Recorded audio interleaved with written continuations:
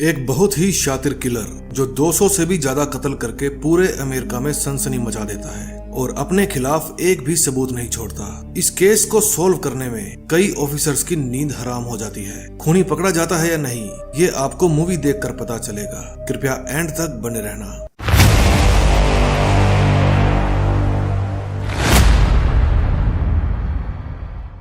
Movie की शुरुआत में हम देखते हैं अमेरिका के लोग न्यू ईयर पार्टी एंजॉय कर रहे थे, लेकिन एक आदमी ऐसा भी था जिसको ये पार्टी मंजूर नहीं थी। इसलिए वो रंग में भंग मिलाने के लिए पूरे शहर में लाशें बिछा देता है। उसका निशाना इतना सटीक था, या तो भेजा खोपड़ी से बाहर या दिल छाती से बाहर। एंजॉय तो अब दूर की बात थी, लोग अपनी जान बचाते छिप रहे थे। थोड़ी ही देर में पूरे शहर में मातम छा जाता है। पटाखों की आवाज की जगह पुलिस की गाड़ियों के सायरन की आवाज सुनाई देती है। ये है मूवी की मेन कैरेक्टर एलिनोर। ये एक पुलिस वाली है। ये अपने ऑफिसर्स के साथ तहकीकात में जुट जाती है। जिस बिल्डिंग में मर्डर हुआ था वहाँ से लेजर लगाकर चेक किया जाता है और पता लगता है कि सभी निशाने किसी एक बिल्डिंग के रूम में से बैठकर लगाए गए थे। लेकिन तभी अचानक उस रूम में विस्फोट हो जाता है, यानी सारे सबूत स्वाहा। अब तो इस शहर की धड़कनें और भी थम जाती है। एलिनोर भागकर उस बिल्डिंग की तरफ जाती है। बिल्डिंग में से लोग भागकर बाहर आ रहे थे। फिर एलिनोर अपने साथी पुलिस वाले को कहती है, तुम बाहर आने वालों की वीडियो बनाओ, हो सकता है कि इनमें से कोई किलर हो,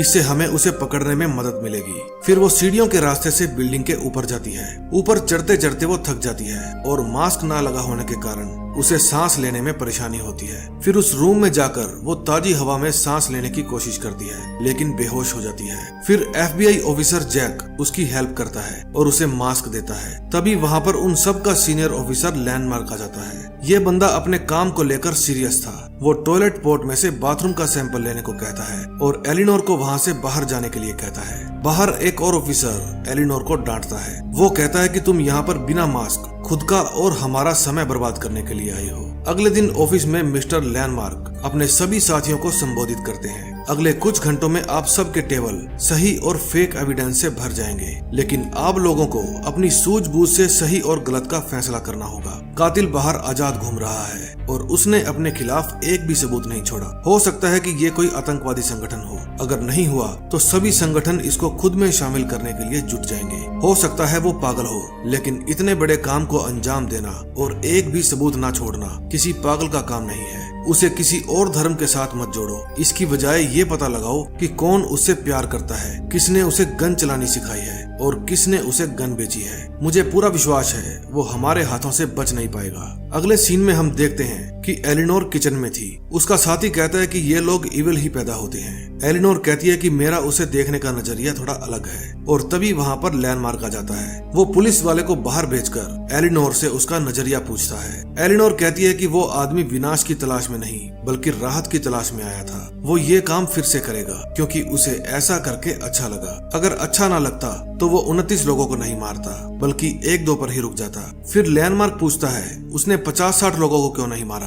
एलिनोर कहती है कि जिस तरह खाना खाकर हमारा पेट भर जाता है इसी तरह उसका मन भर गया होगा और हमें दोबारा भूख जरूर लगती है। लैंडमार्क एलिनोर से इम्प्रेस हो जाता है। अगले दिन लैंडमार्क सुबह 6 बजे उसे रेस्टोरेंट में मिलने के लिए बुलाता है। उसने वहाँ जैक को भी बुलाया था। एलिनोर पूछती है, क्या मैं ब्यूरो के लिए काम कर रही हूँ या आपके?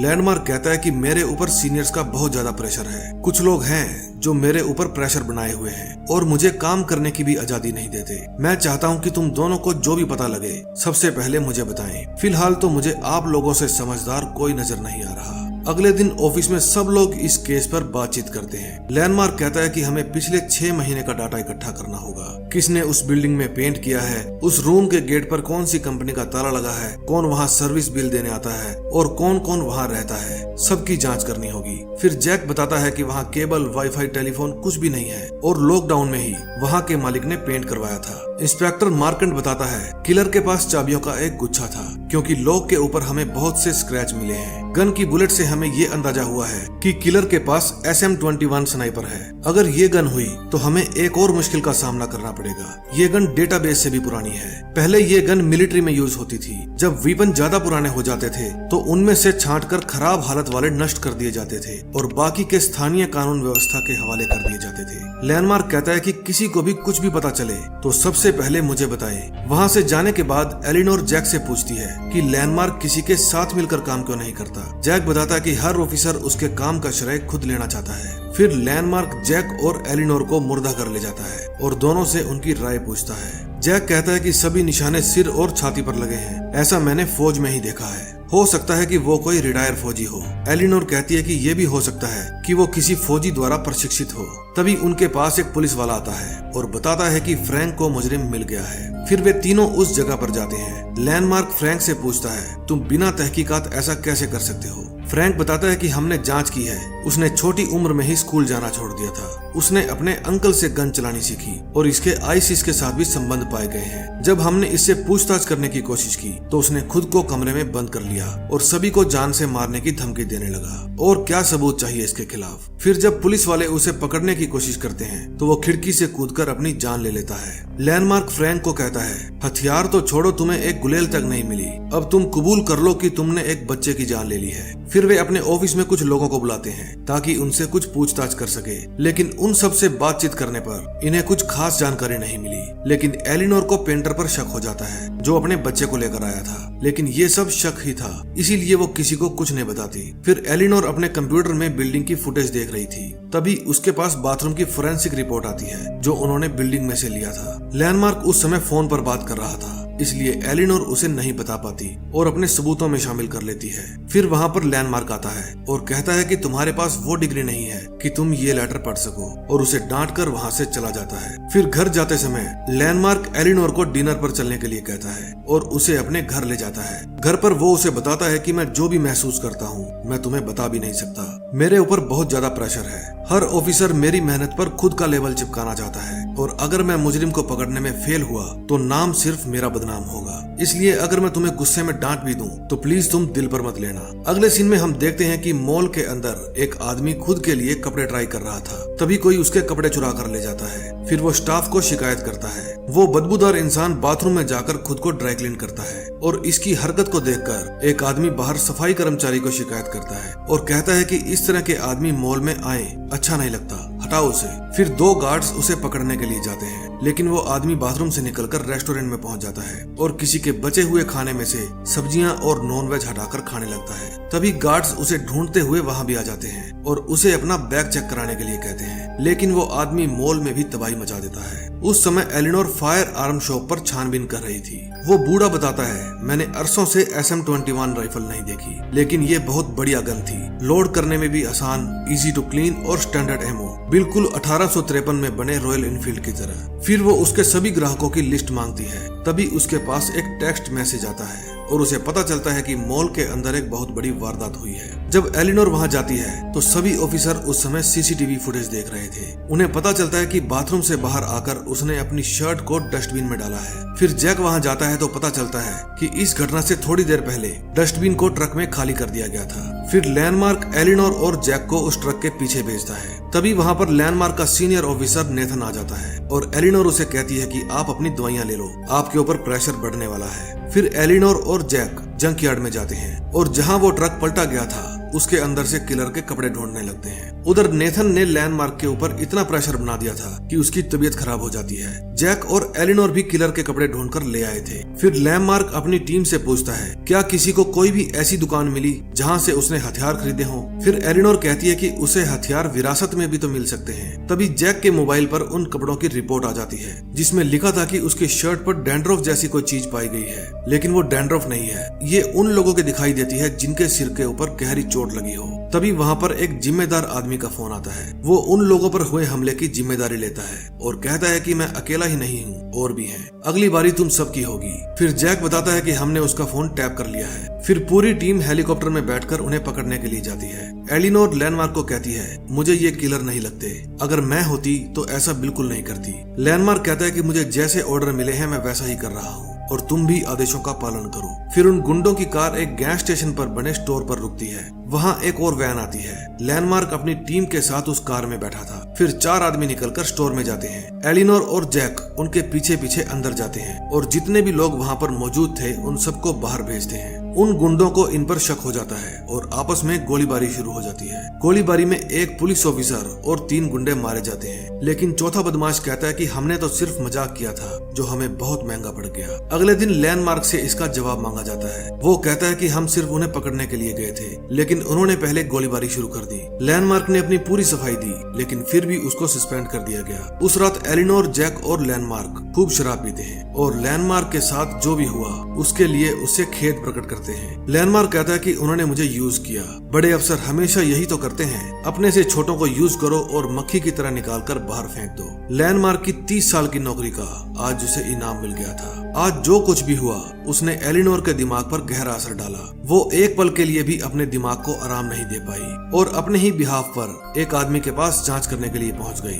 ये वही पेंटर था जो उस दिन अपने बच्चे को लेकर आया था। पहले तो वो एलिनोर को कुछ भी नहीं बताता, लेकिन जब उसकी वाइफ उसे डांटती है कि तुम इन्हें सच क्यों नहीं बताते, फिर वो सच बताने के लिए तैयार हो जाता है। एलिनोर लैंडमार्क को भी बुला लेती है। वो आदमी बताता है कि मैं पेंट का काम करता हूँ और अक्सर एक से ज्यादा काम पकड़ लेता हूँ। फिर जिन जगह पर देख रेख के लिए कोई मालिक नहीं होता, वहाँ ऐसे आदमी काम करने के लिए लगा देता हूँ जो सिर्फ खाने के बदले में ही काम कर देते हैं। जब मैं उस बिल्डिंग में काम कर रहा था तो मुझे डीन नाम का एक आदमी मिला। वो खाने में नॉन वेज नहीं खाता था। उसने बताया कि जब से उसने बूचड़ खाने में काम किया है तब से नॉन वेज से नफरत हो गई है। मैंने ये सब पहले इसलिए नहीं बताया क्योंकि मैं फैमिली मैन हूँ और गिरफ्तार होने से डर गया था। फिर वहाँ एक पेंटर को बुलाया जाता है। वो उस आदमी से पूछ कर डीन का स्केच तैयार कर देता है। उस इलाके में 3 बूचड़खाने थे। फिर वे स्केच लेकर उन तीनों में ही पता लगाने जाते हैं। एक बूचड़खाने में उन्हें रमोना नाम की लेडी मिलती है जो डीन को जानती थी। वो उन्हें उसकी माँ का एड्रेस दे देती है। अब उनके पास किलर का नाम भी था और एड्रेस भी। एलिनोर पता कर लेती है कि उसके पिता फौज में हथियारों वाले डिपार्टमेंट में काम किया करते थे। उन्हीं ने डीन को गन चलानी सिखाई और उन्हीं से उसे हथियार मिले। फिर वो डीन की मोम के घर पहुंच जाते हैं। एलिनोर जैक को फोन करने के लिए कहती है, लेकिन लैंडमार्क मना कर देता है। वो कहता है कि उन्होंने उसे लात मारकर बाहर फेंका है। अब इस केस को मैं खुद सॉल्व करूंगा ताकि अपना खोया हुआ सम्मान फिर से वापस पा सकूं। तभी वहाँ डीन की मोम आती है। पूछने पर वो बताती है कि मैंने लंबे समय से अपने बेटे को नहीं देखा है। लैंडमार्क कहता है कि अगर आप हमारी हेल्प करोगे तो हम सब कुछ यहीं पर रोक सकते हैं। वो बताती है कि मैंने कभी अपने बेटे को खुश नहीं देखा। वो बचपन से ही खाली घर ढूंढता है और वहीं सोता है। वो मांग कर खाना खा लेता है। जब वो पैदा हुआ तो बिल्कुल भी ऐसा नहीं था। वो एक नॉर्मल बच्चा था। एक दिन वो अपने पिता की टारगेट इकट्ठा करने में मदद कर रहा था, लेकिन उसके पिता को नहीं पता था कि वो अभी भी वहाँ है। और जब वो निशाना लगाने की प्रैक्टिस कर रहे थे तो एक गोली उसके सिर में लग गई। उसे ठीक होने में 6 साल लग गए। बस उसके बाद से ही वो ऐसा हो गया। उसे ऊंची आवाज और तेज रोशनी दोनों पसंद नहीं है। तभी एलिनोर की नजर बाहर सूख रही शर्ट पर पड़ती है और फिर उसे दूर बने एक घर में किसी के होने का एहसास होता है। और तभी एक गोली लैंडमार्क को लगती है और वो वहीं पर दम तोड़ देता है। फाइनली उसे अपनी ड्यूटी से और अपने फर्ज से आजादी मिल गई। डीन की मॉम कहती है कि हिलना मत, वरना वो तुम्हें भी शूट कर देगा। फिर वो एलिनोर का फोन और उसकी गन लेकर डीन के पास जाती है और उसे कहती है कि वो तुम्हारी हेल्प करने के लिए आए थे। अब या तो तुम उनके साथ जाओ या फिर मेरे साथ आओ। और ये कहकर वो खुद को शूट कर लेती है। अब एलिनोर की पूरी तरह से फटी पड़ी थी क्योंकि यहाँ पर कुछ भी हो सकता था। लेकिन तभी डीन अपनी राइफल लेकर एलिनोर के पास आता है और कहता है कि मैं कोई बच्चा नहीं हूँ जिसे तुम कहोगी कि मैं तुम्हें बचाने के लिए आई हूँ और मैं मान जाऊंगा। मुझे भी पता है कि तुम लोग यहाँ पर क्यों आए थे। मैंने 200 से ज्यादा आदमियों को मारा है। एलिनोर कहती है कि अगर हम तुम्हें मारने आते तो पूरी फोर्स को लेकर आते। हम तो सिर्फ तुम्हें समझाने के लिए आए थे। अभी भी तुम्हारे पास समय है। तुम सरेंडर कर दो और जेल जाकर सबको बताओ कि इस रास्ते पर कुछ नहीं पड़ा। डीन कहता है कि कुछ बेवकूफ लोग मांस खाते हैं, नशा करते हैं, आतिशबाजियां करते हैं। क्या मिलता है उन्हें ये सब करके? वे ऐसा करके मेरे जैसे शांति प्रिय लोगों की शांति भंग कर देते हैं। उनकी वजह से आसमान में तारे भी नहीं दिख पाते। वे लोग वे चीजें बर्बाद करते हैं जो उनकी है ही नहीं। ये जानवर, ये आसमान, ये सब क्या उनके बाप का है? लेकिन अब मैं ये सब कुछ करके थक गया हूँ और सोच रहा हूँ कि मैं खुद को गोली मार लूं। लेकिन तुम मुझे वादा करो, मेरी डेड बॉडी खबरों में नहीं आएगी। तुम गैसोलीन से मेरी और मेरी माँ की बॉडी जला दोगी। एलिनोर हाँ कर देती है, लेकिन इतने में वहाँ पर और पुलिस वाले आ जाते हैं और डीन एलिनोर को बेहोश करके अपने साथ ले जाता है। वो उसे सामने वाले घर की बेसमेंट में ले जाकर बांध देता है। उस जगह पर 2 पुलिस वाले आए थे, लेकिन डीन उन्हें शूट कर देता है। मरने से पहले एक पुलिस वाला वहाँ पर बैकअप बुला लेता है। फिर देखते ही देखते वहाँ पर बहुत सारी पुलिस आ जाती है। एलिनोर उसे समझाती है कि अब भी समय है, तुम खुद को पुलिस के हवाले कर दो। लेकिन वो 2 बम लेकर बाहर जाता है और उन्हें बाहर फिट कर देता है। और जब वो उसका रिमोट उठाने के लिए अंदर आता है तो एलिनोर फिर से उसे समझाती है, लेकिन जब वो नहीं मानता तो वो उसके गले पर काट लेती है। डीन बटन दबाकर विस्फोट कर देता है और एलिनोर को बिना कुछ कहे वहाँ से चला जाता है। फिर एलिनोर खुद को छुड़वा लेती है और वहाँ से बाहर जाती है। फिर जैक उसके पास आता है और कहता है कि तुमने हमें बताया क्यों नहीं। वो कहती है कि लैंडमार्क ने मुझे रोक दिया था। डीन चलते चलते बहुत दूर तक चला गया था। फिर सभी पुलिस वाले उसे पूरे इलाके में छान मारते हैं। डीन थक कर एक बिल्डिंग की दीवार का सहारा लेकर बैठ जाता है। जब पुलिस वहाँ पर पहुँचती है तो वो अपनी गन निकालता है और सभी पुलिस वाले उसे शूट कर देते हैं। अब फाइनली 200 से भी ज्यादा लोगों को मारने वाला हत्यारा मारा गया था। अगले सीन में हम देखते हैं कि ऑफिसर नेथन एलिनोर को एक एग्रीमेंट पर साइन करने के लिए कहता है, जिसमें लिखा था कि इस केस में जो कुछ भी हुआ सब क्लासिफाइड रहेगा और ये केस बीपीडी और ब्यूरो ने मिलकर सुलझाया है, जिसमें स्टेट गवर्नमेंट ने पूरा साथ दिया है और डीन के घर में जो कुछ भी हुआ उसके बारे में एक भी शब्द नहीं बोलोगी। एलिनोर ने जो कुछ भी किया उसके बदले में उसे एक परमानेंट जॉब दी जाएगी। फिर एलिनोर पूछती है कि क्या ये मेरे चुप रहने और लैंडमार्क की जान की कीमत है। ये कहकर एलिनोर उनका ऑफर ठुकरा देती है और एग्रीमेंट पर साइन नहीं करती। वे पूछते हैं तो तुम्हें क्या चाहिए। एलिनोर कहती है कि मैं चाहती हूँ आप लैंडमार्क का खोया हुआ सम्मान वापस लौटाएं और उसकी बॉडी को सम्मानित करें और उसकी पूरी पेंशन उसकी फैमिली के अकाउंट में ट्रांसफर कर दें और मैं स्पेशल एजेंट बनना डिजर्व करती हूँ। नेथन उसकी दोनों ही शर्तें मान लेता है। फिर वो पेपर्स पर साइन करके उन्हें दे देती है। उन दोनों के जाने के बाद चीफ जैक्सन एलिनोर को कहते हैं, तुमने बहुत अच्छा काम किया। दोस्तों, इस मूवी से आपको क्या मैसेज मिला? क्या डीन ने जो बातें कही थी वे सब सही थी? क्या लैंडमार्क अपने काम के प्रति ईमानदारी के बदले मौत डिजर्व करता था? क्या एलिनोर ने अपने बॉस लैंडमार्क के लिए सही डिसीजन लिया? कमेंट करके जरूर बताना। आप चाहे कोई भी वीडियो चेक कर लें, मैं सभी कमेंट्स का जवाब जरूर देता हूँ। और अगर आपको मेरी एक्सप्लेनेशन अच्छी लगी तो प्लीज वीडियो को लाइक करके हमारे चैनल को सब्सक्राइब कर दें। हम मिलेंगे नए दिन नई स्टोरी के साथ। तब तक के लिए बाय बाय।